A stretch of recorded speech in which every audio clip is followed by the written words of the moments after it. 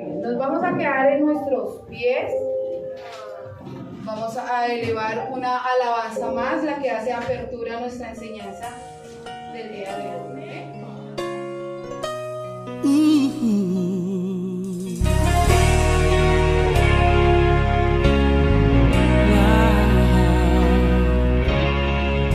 David llamó a Siba y le preguntó: ¿hay alguien de la casa de Saúl quien yo pueda ayudar? Recordándome del pacto que hice con mi amigo Jonatán, quiero hacer misericordia honrando su amistad. Y Siba le respondió: existe uno, mi Señor, que habita en Lodebar, tierra de tristeza y dolor, donde reina la maldad y la miseria es realidad. Es una tierra sin sueños, Señor, lugar de favor. David pregunta a Siba: háblame más de este hombre, por favor, ya díganme su nombre. Señor, se llama Mefiboseth, mas él no puede andar. Es inválido, Señor, no se puede ni arrastrar. Manda a llamar a este hombre, que con él yo quiero hablar. Dile a Mefiboseth que el rey lo mandó a llamar. Y mirándole a los ojos le dijo estas palabras: lo que era tuyo te devolveré, voy a restituir lo que la vida te robó. El último en la casa de Saúl ya no será más aquel a quien nadie le da valor. Vas a vivir en la casa del rey, vas a comer en la mesa del rey, vas a vestir las ropas del rey, vas a sentarte al lado del rey. La miseria nunca más conocerás, un adiós a lo de bar tú vas a dar. Tu vida nunca más será igual, el rey te mandó a llamar. El rey te manda a llamar en esta hora. Y escucha bien lo que él quiere decirte en este momento. Lo que era tuyo te devolveré, voy a restituir lo que la vida te robó. El último en la casa de Saúl ya no será más aquel a quien nadie le da valor. Vas a vivir en la casa del rey, vas a comer en la mesa del rey, vas a vestir las ropas del rey, vas a sentarte al lado del rey. La miseria nunca más conocerás, un adiós a lo de bar tú vas a dar. Tu vida nunca más será igual, el rey te mandó a llamar. Escucha bien lo que te digo, el rey te mandó a llamar. Todo lo que el enemigo te robó hoy, él te lo devuelve al 100 por 1. El rey te mandó a llamar.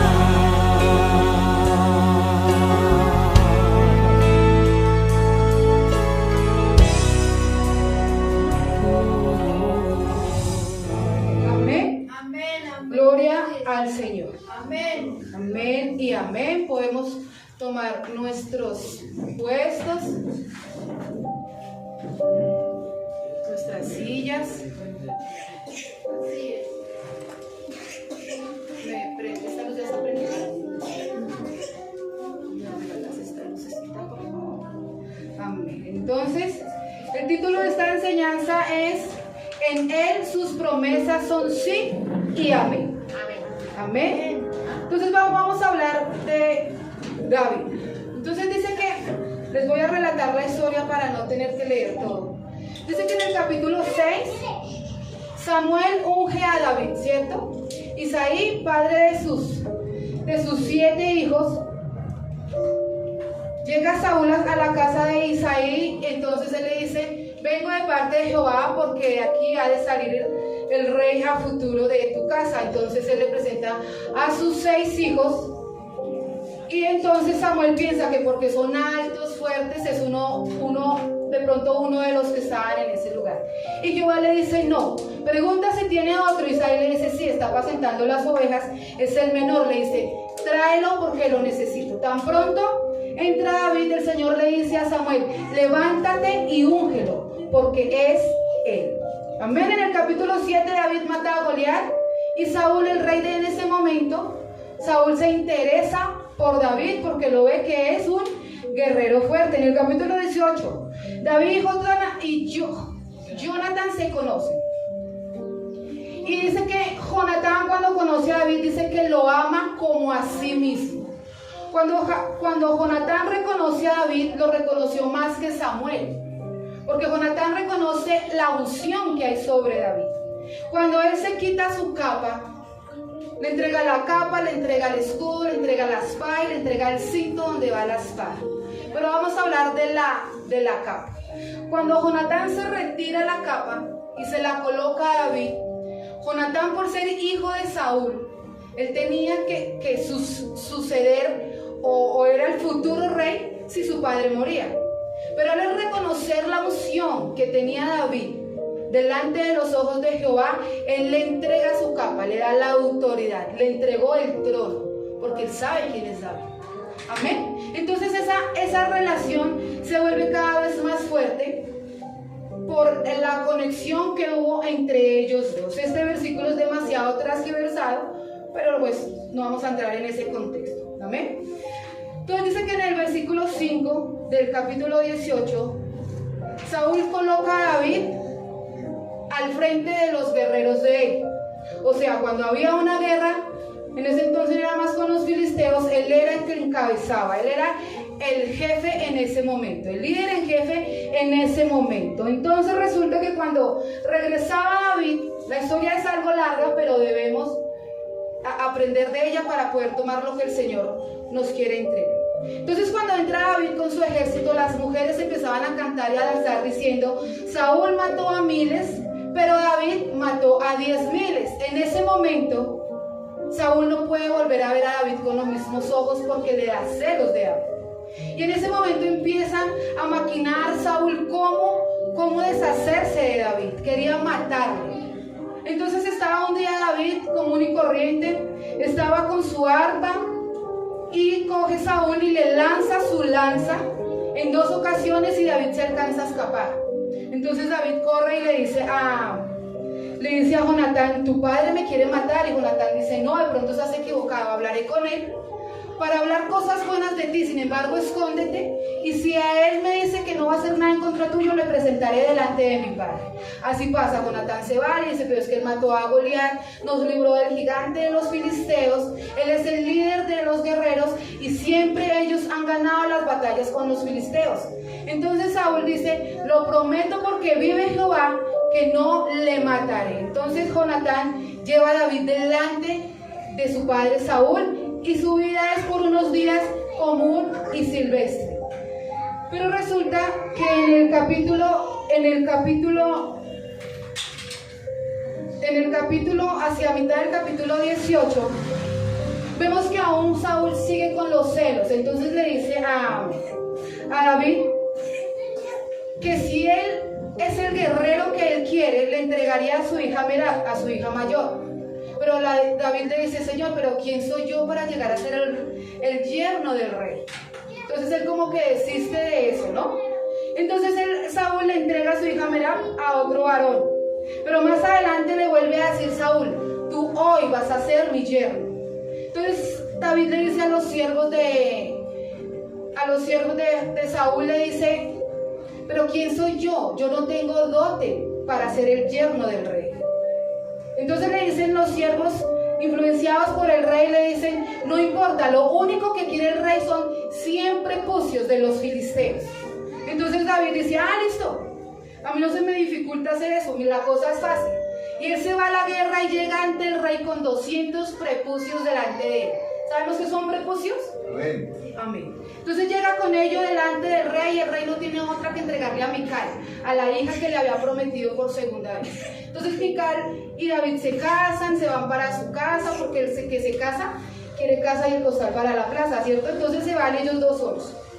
Pero sigue Saúl con la intriga y el deseo de matar a David, hasta que en una ocasión él se da cuenta que Jehová se ha apartado de Saúl y está posando sobre David. Entonces le tiene temor a David, porque sabe que Jehová está delante de él. En el capítulo 19 dice que ya Saúl no puede más, él ya está demasiado estresado, y entonces dice directamente a Jonatán y a su equipo, maten a David, vayan a la casa de David, sáquenlo de allí y matadle allí. Entonces ellos van, golpean en su casa, sale Mical, su esposa, sabe lo que van a ir a hacer y dice, no, David no puede salir porque está enfermo. Vuelven otra vez los mensajeros a Saúl y le dicen que es que David está enfermo. Entonces vuelve otra vez Saúl y le dice, vayan y me lo traen con todo y cama para matarle. Entonces Mical sacó a David por una ventana. Cuando entran los mensajeros a esa casa, lo que hay en la cama es una almohada con pelo de cabra. Entonces Saúl se pone súper furioso con su hija y le dice, me has traicionado. Entonces Mical le dice, me tocó hacerlo porque me dijo que me iba a matar. Entonces le tocó mentirle al papá. Era el rey, y el rey podía levantar mano así fuera su propia familia, ¿cierto? Entonces desde ese entonces vemos que David empezó a huir y a huir de la mano de Saúl, porque ya había un decreto de muerte sobre la vida de David. David huye a Naiot de Ramá a encontrarse con Samuel, aquel que lo ungió, ¿recuerda? Se va para donde el profeta Samuel y le cuenta lo que está pasando con el rey Saúl. Entonces el profeta Samuel lo que le dice es, quedémonos un tiempo en Naiot, dejemos que las cosas se calmen. Pero a Saúl le llega el rumor de que David está en Naiot. A David le llega el rumor que Saúl va a ir hasta allá a matarle. Vuelve y huye. Y llega hasta donde Abimelech. Cuando pasa toda esta historia, Saúl llega a donde Abimelech y se da cuenta de que sí lo estaban resguardando. Le entregaron a David la espada de Goliat, le dieron provisión para él y para 400 personas que ya se le habían añadido a David. Entonces, ¿qué hizo Saúl? Le dijo a su pueblo que tenían que acabar con todo ese pueblo por haberle traicionado. Entonces más adelante vemos, después de tanto huir, después de que en 2 ocasiones David pudo levantar mano contra Saúl, pero no lo hizo, porque él decía que no levante mano contra el ungido de Jehová, sabiendo que él le iba a matar, ¿cierto? Si David se hubiese defendido, ¿hubiese estado mal? Decimos que no, ¿cierto? Pero él tenía tanto temor de Jehová que él dijo, no levantaré la mano contra el ungido de Jehová. Pero entonces pasa el tiempo y en el capítulo 31 de 1 de Samuel, dice que cuando estaban en guerra con los filisteos, matan a los 3 hijos del rey Saúl. Entre esos 3 hijos está Jonatán. Entonces Saúl empieza a correr con su escudero y sale corriendo y dice, yo no quiero caer en las manos de los filisteos, y le dice a su escudero, desenfunda tu espada y mátame. El escudero dice, yo no puedo hacer eso contra el ungido de Jehová. Él le dice, hazlo porque no quiero caer en las manos de los filisteos. Al ver que su escudero no lo hace, él mismo saca su espada, se la entierra y cae sobre ella. Cuando el escudero se da cuenta, hace lo mismo y muere, pero Saúl aún tenía vida. Entonces está pasando por ahí un muchacho y él le pregunta, ¿tú de dónde eres? Y el joven le dice, soy amalecita. Le dice, entonces échate detrás mío y empújame para morir porque soy en agonía y aún tengo vida. El muchacho, después de 2 ocasiones que él le repite lo mismo, lo hace, cae sobre Saúl y lo mata. Entonces viene este joven hasta donde David y le cuenta que Jonatán ha muerto junto con su padre y le relata la historia. A mí me tocó echarme detrás del rey, empujarle porque estaba en agonía. Entonces David dijo, a sus guerreros: mátanle porque él levantó mano contra el ungido de David. Tremendo, ¿cierto? Y ahí vemos en ese capítulo que a David, yo le decía a mi esposo, David le levanta un cántico a Jonatán y a Saúl diciendo que Saúl era el rey súper lindo. Él nunca habla mal de David en ese momento, de Saúl. Y yo digo, tremendo el corazón de David, ¿cierto? A pesar de que le tocó empezar a huir y a huir y a huir, él siempre respetó el ungido de Jehová. Amén. Entonces, entendiendo esto, vamos a entrar en el contexto del capítulo 9 del primer libro, del segundo libro de Samuel. Acompáñenme en ahí, por favor. Dice: bondad de David hacia Mefiboset. Dijo David: ¿ha quedado alguno en la casa de Saúl a quien haga yo misericordia por amor a Jonatán? Y habla un siervo de la casa de Saúl que se llama Siba, al cual llamaron para que viniese a David, y el rey le dijo: ¿eres tú, Siba? Y respondió: tu siervo. El rey le dijo: no ha quedado nadie de la casa de Saúl a quien haga yo misericordia. ¿Ha quedado alguien en la casa de Saúl a quien yo haga misericordia? Y Siba respondió: aún ha quedado un hijo de Jonatán, lisiado de los pies. Entonces el rey le preguntó: ¿dónde está? Y Siba le respondió al rey: he aquí, está en la casa de Maquir, hijo de Amiel, en Lodebar. Entonces envió el rey David y le trajo a la casa de Maquir, hijo de Amiel, de Lodebar. Y vino Mefiboset, hijo de Jonatán, hijo de Saúl, a David, y se postró sobre su rostro e hizo reverencia. Y dijo David: Mefiboset. Y él respondió: he aquí tu siervo. Y él le dijo a David: no tengas temor, porque yo a la verdad haré contigo misericordia, por amor a Jonatán tu padre, y te devolveré todas las tierras de Saúl tu padre, y tú comerás siempre en mi mesa. Y él, inclinándose, dijo: ¿quién es tu siervo para que mires a un perro muerto como yo? Entonces el rey llamó a Siba, siervo de Saúl, y le dijo: todo lo que fue de Saúl y de toda su casa, yo lo he dado al hijo de tu señor. Tú pues le labrarás la tierra, tú con tus hijos y tus siervos, y almacenarás los frutos, para que el hijo de tu señor tenga pan para comer. Pero Mefiboset, el hijo de tu señor, comerá siempre a mi mesa. Y tenía Siba 15 hijos y 20 siervos. Respondió Siba al rey: conforme a todo lo que ha mandado mi señor el rey a su siervo, así lo hará tu siervo. Mefiboset dijo al rey: comerá a mi mesa como uno de los hijos del rey. Y tenía Mefiboset un hijo pequeño que se llamaba Micaía, y toda la familia de la casa de Siba eran siervos de Mefiboset. Y moraba Mefiboset en Jerusalén, porque comía siempre a la mesa del rey, y estaba lisiado de ambos pies. Amén. Entonces recordamos que en el capítulo 1,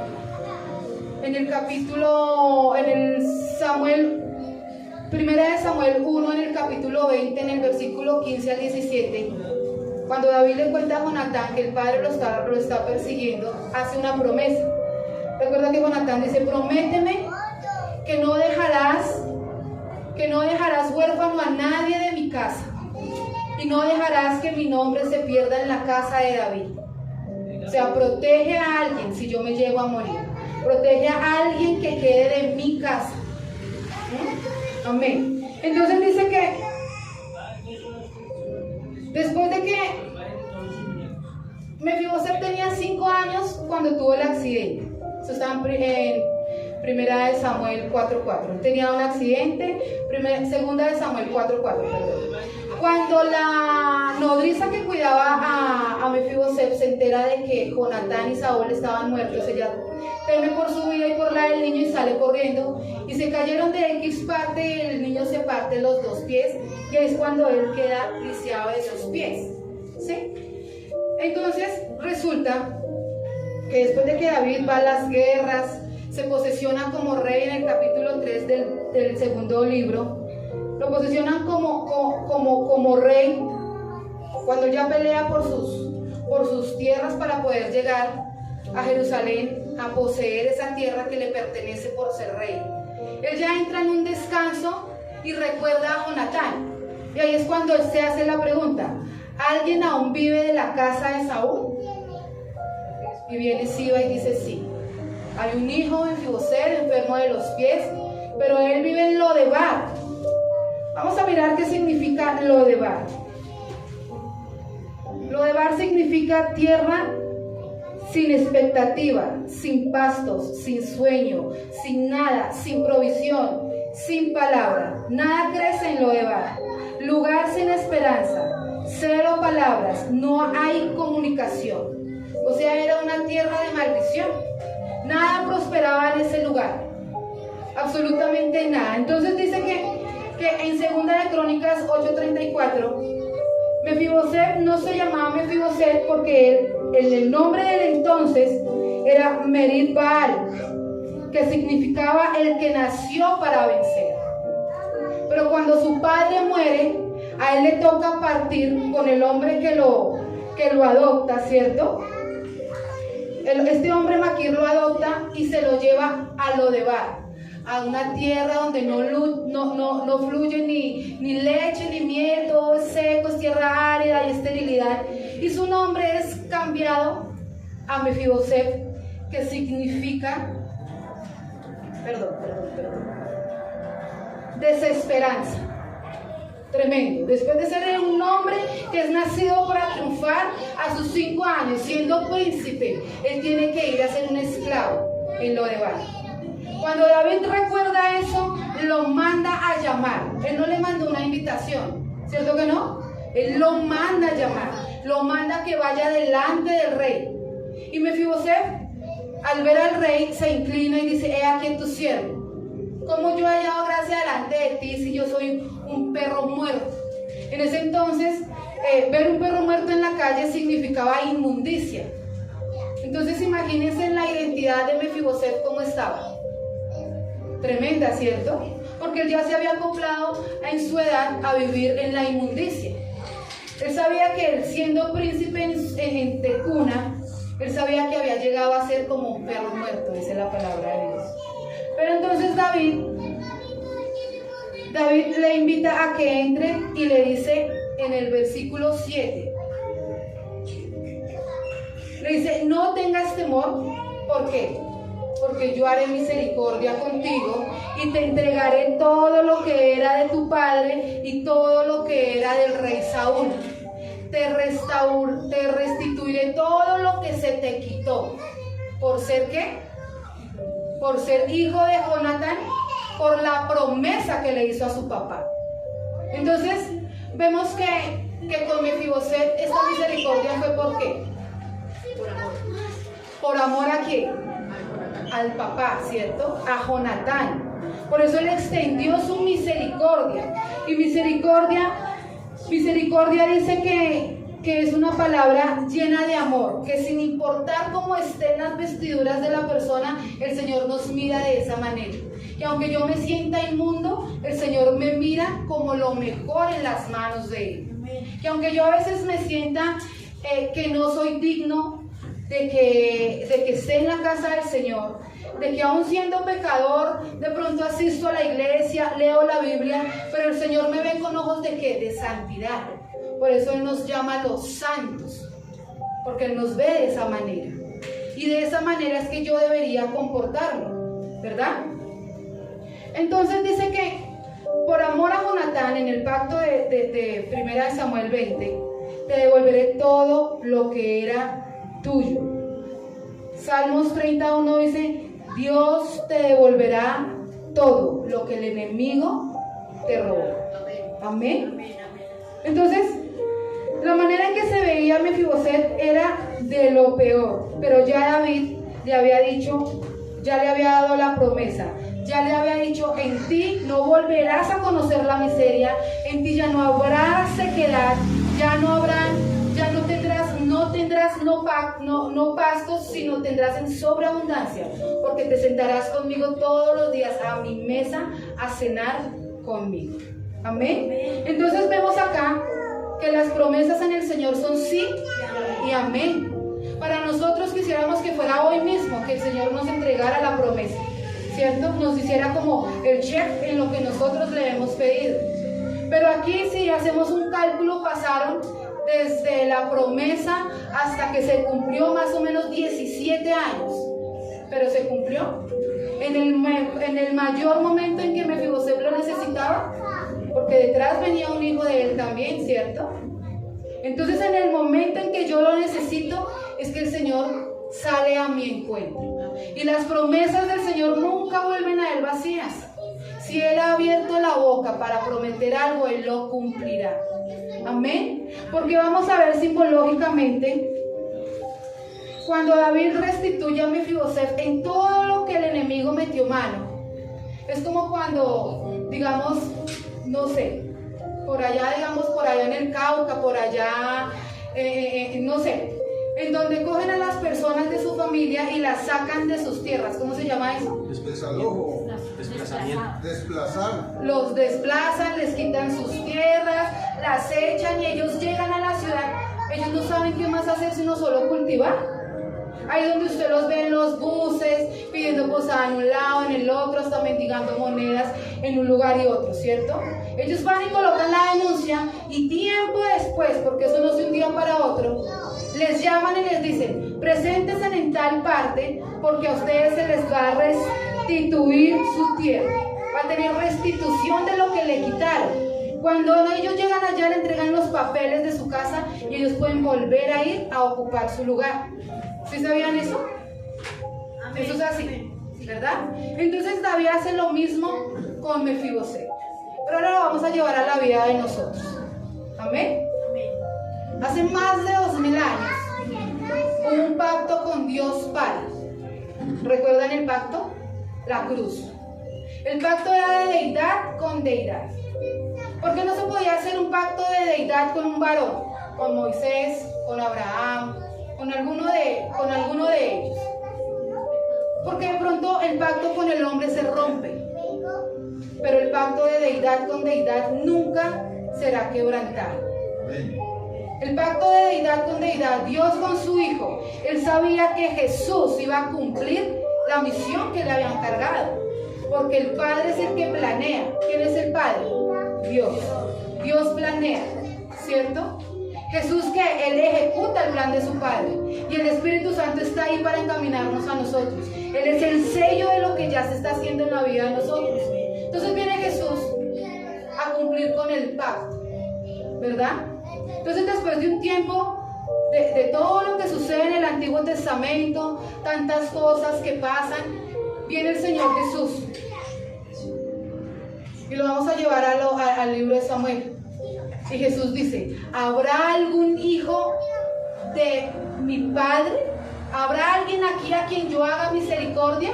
¿Cuántos dicen amén? Amén. ¿Cierto?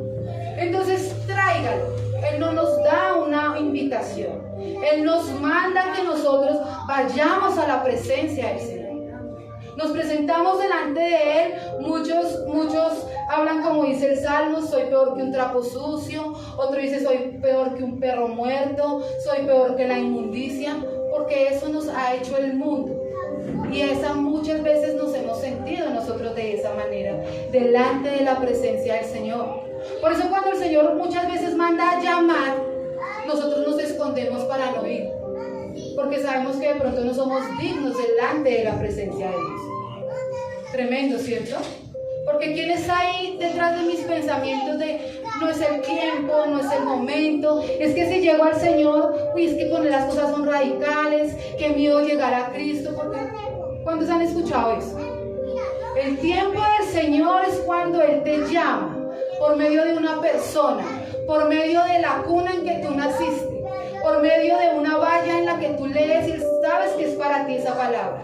Que si tú prendes el televisor en X parte y sale una palabra de parte del Señor, sabes que es para ti. Pero yo me hago ¿qué? El de la oreja caída, ¿cierto? El de la vista gorda para no entender lo que el Señor me está mandando a hacer. Hasta que llegamos a la presencia del Señor y decimos, Señor, ¿qué quieres de mí? ¿Quién soy yo delante tuyo para que poses tus ojos delante de nosotros? ¿Quién es este siervo que está delante tuyo, donde yo habito en Lodebar, donde es un mundo totalmente distinto que sale en tu presencia? ¿Qué valor agregado me viste a mí? Ahí es cuando el Señor nos dice lo que le dijo a David a Mefiboset: no tengas temor. Amén. No tengas temor. Haré misericordia contigo, haré clemencia, te daré bendición, te restituiré todo lo que el enemigo te robó. ¿Qué nos quiso robar el enemigo? La identidad en Cristo.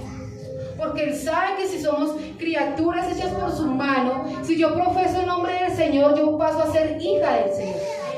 Y en ese momento el diablo me ha quitado a mí lo primero que viene a movernos a nosotros, y es: ¿quién soy yo en Cristo Jesús?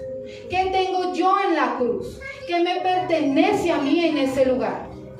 Yo cuando miro la cruz no solamente veo dos maderos cruzados, yo tengo que ver más allá de lo que pasó en ese madero. ¿Qué se llevó allí en ese lugar? Isaías 53 dice que se llevó toda maldición, que se llevó toda enfermedad, que Él fue para pagar por los pecados de nosotros, que Él nos hizo limpios por medio de su sangre. Y todo eso es lo que el diablo ha venido a robarnos en la vida de nosotros. Hasta la maldición financiera fue clavada en esa cruz. Porque cuando Adán cae en pecado, habla Romanos del hombre caído, dice que si por un hombre entró el pecado a la tierra, asimismo por un hombre entró la salvación. Amén. Y cuando él cae en maldición o en pecado Adán, el Señor le dice a Adán: y para comer tendrás que labrar la tierra y trabajarla. Por eso el trabajo es algo duro, ¿cierto? Cuando yo digo es que yo solo trabajo y trabajo, al decir trabajar es algo pesado. Mientras cuando yo digo laborar, es que yo labro la tierra. Es diferente. Es el mismo desempeño, pero es distinto en la manera que yo lo digo. Pero el Señor le dijo a Adán: y trabajarás la tierra para poder comer. Porque Él lo tenía todo en el jardín del Edén. ¿Y a Eva qué le dijo? Y se te multiplicarán los dolores de parto por haber pecado. Entonces a él fallar, al hombre caído que es Adán, cuando viene el Señor a restituirnos eso, Él nos entrega con ello la salvación del fruto de las manos de nosotros. Porque si por un hombre entró la maldición, por un hombre entró la bendición. Y eso yo debo creerlo. Yo debo creer que lo que es el fruto de mi mano, con eso me alcanza y me sobra y me rebosa para bendecir. Pero si yo tengo mi mano cerrada, una vez les hice el ejemplo de que hay muchos que son como Barney, ¿cierto? ¿Se han visto? ¿Sí saben quién es Barney? Si Barney estira la mano al bolsillo no le alcanza, porque es de mano cortita. Pero yo tengo que ser de mano estirada, así como lo hace el Señor con nosotros, ¿o no? Claro, porque cuando yo soy de brazo cortico, quiere decir que es que esto es mío, esto me lo gané yo, esto me lo merezco yo, porque es que es el fruto de mi trabajo. Y desconfío del poder que el Señor puede hacer conmigo, ¿o no? Cuando yo no abro mi mano, quiero decir, no suelto esto, porque si esto se me pierde, ¿con qué voy a hacer comida? ¿Con qué voy a comprar la cena de mi casa? ¿Con qué voy a pagar un arriendo? Pero cuando yo abro mi mano, más me demoro en volver a traerla hacia mí, que ya el Señor tiene mi alacena repleta. Amén. Entonces eso sucede en las finanzas en Isaías 53. Nosotros debemos creerle al Señor lo que Él ya tiene para nosotros. Y dice: haré misericordia contigo por la promesa que hice con tu Padre. ¿Quién es el Padre de nosotros? Dios es el Padre de nosotros. Cristo es el que viene a cumplir la promesa que se hizo. El pacto con mejores promesas, mejores regalos, mejor bienestar para nosotros. Y se cumplió hace más de 2000 años. Y a veces nos afanamos porque pasa una semana y la voz en el silencio del Señor. Y pasa otra semana y el sonido del silencio del Señor. Ustedes no creen que si el Señor está en silencio es porque está operando bajo lo que usted necesita. Amén. Pero es que Él no opera bajo lo que el hijo caprichoso le está diciendo. Él opera bajo lo que el hijo obediente está haciendo. Amén. Porque usted y yo no podemos dejar de orar. Usted y yo no podemos dejar de creer. Usted y yo, por más dificultades que tengamos, no nos podemos apartar de la presencia del Señor. Amén. Mefiboset se vio solo. La nodriza que lo cuidaba le dio tanto miedo al verlo caído que ella se desapareció.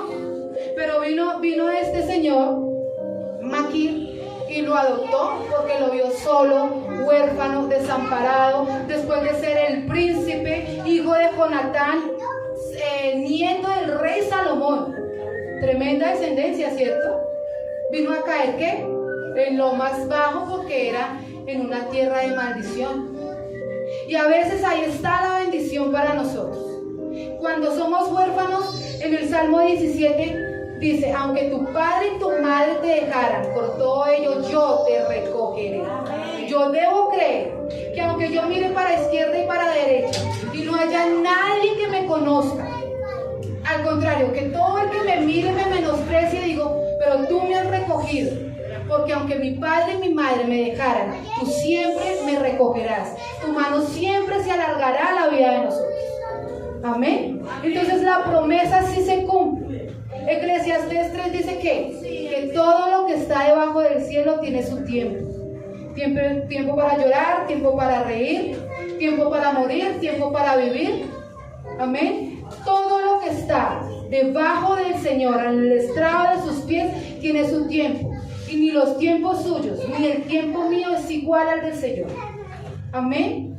Yo no le doy un pacto al Señor y le digo, yo pacté por mi salud y te doy 30 días para que respondas. No, eso es ilógico. Porque es que yo no mando al Señor. Al contrario, yo le obedezco a Él. Amén. Y si él no abre su mano, entonces el Señor no me respondió. Yo estoy perdiendo el tiempo. Porque a veces, eso no pasa acá en Todo por Amor, pero a veces la gente va más por el milagro que por el hacedor de milagros. A veces la gente mira al cielo y una estrella fugaz y le pide un milagro a la estrella fugaz. ¿Por qué no le pide ese milagro a aquel que hizo esa estrella fugaz? Tenemos que tener los pies sobre la tierra. Tenemos que estar cimentados en el Señor. Tenemos que tener el fundamento para que el Señor nos restituya las cosas que nos pertenecen a nosotros. El Señor hace misericordia con cada uno de nosotros. ¿Cuántos hemos sentido su brazo alargado del Señor en la vida de nosotros? Amén. ¿Por qué escribimos las peticiones en un cuaderno? Porque cuando usted se sienta triste de que el Señor está en silencio, el Señor no me escucha, abra ese cuaderno, lea lo que usted le ha pedido y ahí se va a dar cuenta todas las cosas que el Señor le ha proveído y usted no se ha dado cuenta de eso. Porque por el afán del mundo, por el afán cotidiano de conseguir dinero, porque sin dinero no hacemos nada, nos perdemos lo verdaderamente importante, que es el dueño del oro y la plata, que Él suple mi necesidad. Amén. Entonces, recordando el pacto que Dios y Jesús hicieron en aquella cruz, Él viene a ¿qué? A restaurar. Restaurar dice traer de vuelta a la existencia. Así que usted y yo tenemos que restaurar la relación con Dios. Podemos estar en la iglesia, podemos recibir durante toda la semana, pero nos podemos llegar a olvidar del dueño de la obra, que es Cristo Jesús.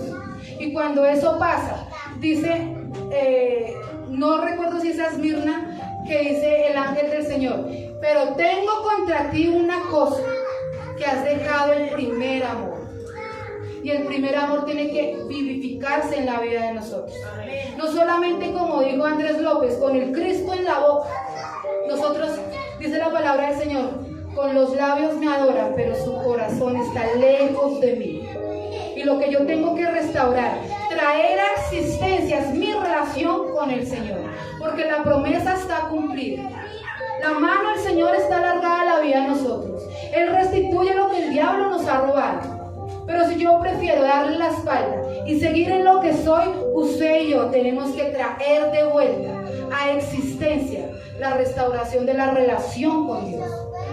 Porque cuando el Señor entra a mi casa, sí o sí, las tinieblas se tienen que ir. Porque las tinieblas no tienen comunión con la luz. El Señor no llama al diablo y le dice, bueno, salga que voy en camino. Eso es una mentira. Ahí no hay pico y placa de espíritus. Si usted tiene el Espíritu Santo dentro, Él es el que lo convence de justicia, juicio y pecado. Amén. Pero tenemos que volver a existencia, a traer de nuevamente la restauración del Señor. Porque si yo despliego lo que es reconciliación, restaurar es reconciliar, salvar, perdonar, restituir, acercar, justificar, proteger, cuidar, abrazar, alcanzar y bendecir. Todo eso y más lo tenemos en las manos del Señor. Entonces lo que hizo David con Mefiboset es una simbología de lo que Cristo hace con nosotros. Las promesas en Él son sí y amén por medio de nosotros para la gloria de Dios. Amén. Los milagros vienen a mi vida no porque yo lo necesite, sino porque por medio del milagro viene la gloria para Dios. Por medio del milagro aquel que no creía va a creer. Por medio de mi testimonio aquel que no creía va a creer. Por medio de mi cambio de conducta en el Señor, aquel que me veía como una cabra en el mundo se va a dar cuenta que volví a ser oveja del prado del Señor y va a creer en lo imposible que hace Dios en la vida de nosotros. Pero usted y yo tenemos que ser libros abiertos, porque la verdadera vida cristiana se vive fuera de estas cuatro paredes. La verdadera vida cristiana se vive en su casa, estando solo, estando con sus amigos, estando durmiendo, estando de rodillas delante del Señor. Cuando usted se acerca a una persona a hablarle, cuando se le salta la piedra, cuando está conduciendo, ahí vemos verdaderamente el cambio que ha hecho el Señor en la vida de nosotros. Porque aquí no es solo amén, amén, y mi hermanito y mi hermanita, y nos abrazamos y como la canción de diciembre, que entre pitos y reflautas, entre música y sonrisa. No, la verdadera vida cristiana está fuera de ese lugar. ¿Cómo nos comportamos en casa? ¿Como hijos restituidos? ¿Cómo nos comportamos en el trabajo? ¿Como ejemplo para el incrédulo? ¿Cómo atraemos a las personas al Señor? ¿Con lazos de amor? Eso es para nosotros. Si el Señor extiende misericordia, yo no soy quien para juzgar. Leía un meme que decía, estaban hablando dos personas y decía, yo me autopercibo X cosa. ¿Y tú por qué me juzgas? Porque yo me autopercibo juez. Nosotros no bajamos al Señor del trono para sentarnos nosotros a juzgar a nadie. Al contrario, yo soy la herramienta del Señor para orar por esa persona y atraerla con lazos de amor a las cosas del Señor. Porque hay tanta gente que se rehúsa a creer en Cristo. Y eso que es cristiano, ¿cierto? A nosotros no se nos puede meter un mugre en el ojo, porque si usted se rasca y eso que es cristiano y se le metió un mugre en el ojo. Por todo vamos a ser criticados. Pero usted y yo caminamos en lo que el Señor nos ha mandado a hacer. Que son locos, que lo que quieran decir, amén, nos perseguirán, nos vituperarán, nos criticarán, pero no nos lo hacen a nosotros, lo hacen al Señor. Amén. Entonces usted y yo debemos creer lo que el Señor tiene para mí. Si el Señor ya me restituyó, créalo. Si el Señor ya le restituyó las finanzas, crea en eso. Si el Señor ya le restituyó la salud, crea en eso. Porque al que le cree, al que cree todo le es posible, ¿cierto? Al que llama se le escucha, al que golpea se le abre. Y al que cree se le da. Amén. Y usted y yo debemos creer en el Señor. Creer que lo que está escrito, ¿qué te ha prometido el Señor? Yo y mi casa serviremos al Señor. Y el uno a la izquierda, el otro a la derecha, el otro para el sur, el otro para el norte. Y no veo la promesa del Señor por ninguna parte. Entonces empiece a cambiar usted en su casa. sea ejemplo en su casa, para que cuando usted sea ejemplo y sea obediente, Él atraiga a los demás. Porque si usted es columna, la columna no se cae. Si usted es columna que se ha levantado en el Señor, en esa columna Él pone sus ojos. Y cuando esa columna es fortalecida en Cristo, los que están alrededor se tienen que añadir. Esa es la manera de usted ganarse su casa. Porque yo y mi casa serviremos al Señor. Amén. ¿Cierto? Pero yo y mi casa seremos ¿qué? De bendición para el Señor. Mi esposo decía hace 8 días, Romanos dice, no me avergüenzo del Evangelio porque es poder de Dios. Pero si yo no me avergüenzo, tampoco soy una vergüenza para el Evangelio. ¿Cómo vergüenza? Que me critiquen, que hagan cosas incorrectas, que yo diga que soy cristiana y no me comporte como tal. Porque lo único que usted no tiene que decir en su vida es que es cristiano. Porque usted se le tiene que notar que es cristiano. Yo no digo, soy la pastora Angélica Arteaga de Todo por Amor y soy cristiana. A mí se me tiene que notar que tengo un Cristo dentro, que Él me renovó, me restauró, me reconcilió con Dios y que el Espíritu Santo fluye en mí. Si usted se tiene que presentar como cristiano, lo veo mal. Porque a usted se le tiene que notar. Yo no me presento a Angélica Arteaga, hija de Carlos Alberto Arteaga. A mi papá y a mí nos ven y saben que yo soy hija de él, porque dicen que soy igualita a mi papá. Y yo tengo que ser igualita a mi Padre Celestial. Mi ADN no corre, mi ADN natural ya no es mi ADN. Mi ADN que es el espiritual. Y si por su cuerpo corre la sangre de Cristo, porque esa sangre no le limpia. Yo debo creer que esa sangre me limpia, me purifica, me quita todo lo incorrecto, lo que el diablo ha metido a mi cuerpo, toda enfermedad, todo quebrantamiento, todo pensamiento incorrecto. Porque es la sangre de Cristo fluyendo en mí. Amén. La sangre de Cristo fluye sobre mí. Cuando hay una persona enferma que su cuerpo genera muy pocos glóbulos rojos, anemia, digámoslo así. Ellos necesitan, o leucemia, ellos necesitan un cambio de médula espinal. ¿Sí sabían eso? Y la médula espinal es la que ¿qué? Y lo trabaja en la noche. Es la que produce los glóbulos rojos. Entonces el Señor obra en nosotros todos los días, reproduciendo esos glóbulos rojos del ADN en la vida de nosotros. Pero si usted y yo le hacemos un alto, empezamos a padecer de enfermedades de la sangre, de anemia. Y si es tan grave, se va a una leucemia. ¿Estoy en lo cierto? Tremendo. Entonces la sangre de Cristo tiene poder. ¿Y cuántos creen que la sangre de Cristo tiene poder? Amén. Amén. Y yo debo caminar sobre eso. Porque las promesas en el Señor son sí y amén. Y usted debe salir empoderado en esta mañana, creyendo lo que el Señor ya le entregó. Pero si yo tengo esto aquí en mi mano y el Señor me quiere entregar algo mejor, si yo no suelto, no puedo tomar lo que Él tiene para mí, porque ya hay algo ocupando mi mano. Usted tiene que desocuparse, vacíese de su naturaleza para que lo sobrenatural del Señor pueda ingresar a su vida y sea tan lleno que rebose, y de eso usted le entregue a los demás. No podemos ser cisternas rotas, tenemos que ser canales de bendición. Y eso es lo que el Señor ha hecho en la vida de nosotros. Cuando Él restituye su relación y cumple su promesa de venir a pagar el justo por un pecador, la sangre expiatoria del Cordero por nosotros, en ese momento decimos, gloria a Dios, porque lo que Él pasó, Él lo suplió por mí. Todos fuimos Barrabás, todos criticamos a Barrabás, ¿cierto? Suelten a quién, al justo o a Barrabás, y la gente empezaba a gritar. Y si vemos la película, habían influenciadores o agitadores gritando, grita Barrabás, grita Barrabás.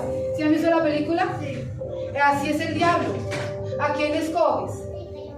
¿Al Dios de este mundo o al Dios sobrenatural y Rey de reyes y Señor de señores? Y a veces el agitador está ahí, no, que se va a meter allá a sus locos, siga su vida normal. No, su vida normal lo va a llevar al infierno normal. Amén. Y como ya les he dicho, el Señor no vino a arreglarnos la vida, Él viene a arreglarnos la muerte, porque cuando partamos de acá queremos ir con Él. a las bodas del Cordero, lo que Él tiene preparado para nosotros. Esta vida es pasajera, ¿cierto? Hoy tenemos, mañana no sabemos. No es como dijo Salomón cuando vivía su vida loca: comamos y bebamos, que de esta vida nos iremos. No, la vida se vive una vez. ¿Sí les han dicho eso? Viva la vida, que la vida es una sola vez. ¿Y usted y yo qué tenemos que decir? La vida es una sola vez. El infierno es eterno. Y la vida que me espera con el Señor es eterna en los brazos de mi Padre Celestial. Amén. Así que si usted le cree al Señor y salimos empoderados, póngase en pie.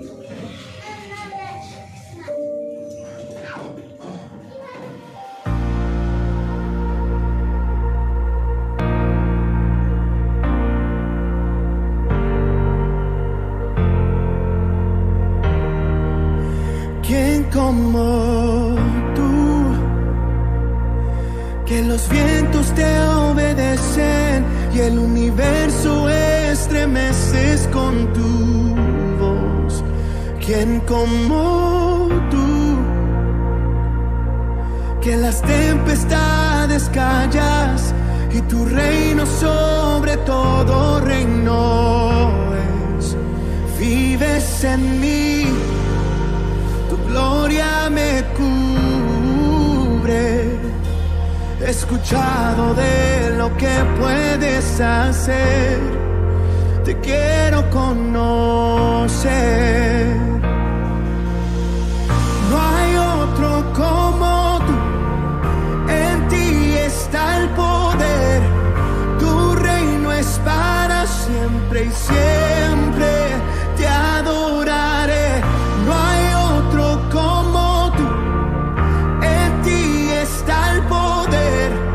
Tu reino es para siempre y siempre te adoraré.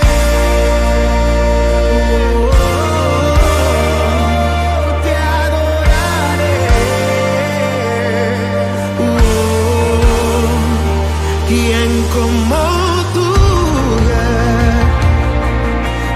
Tempestades callas y tu reino sobre todo reino es.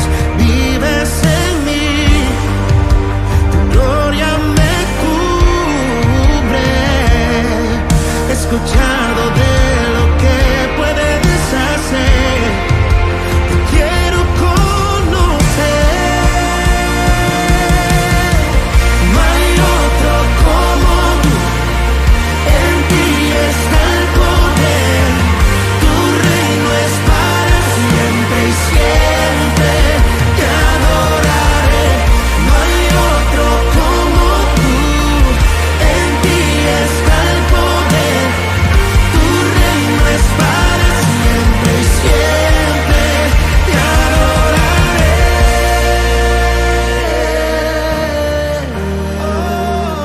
Porque todas las promesas de Dios son sí, amén, por medio de nosotros, para su gloria. Sí, amén. Su palabra nunca cambia.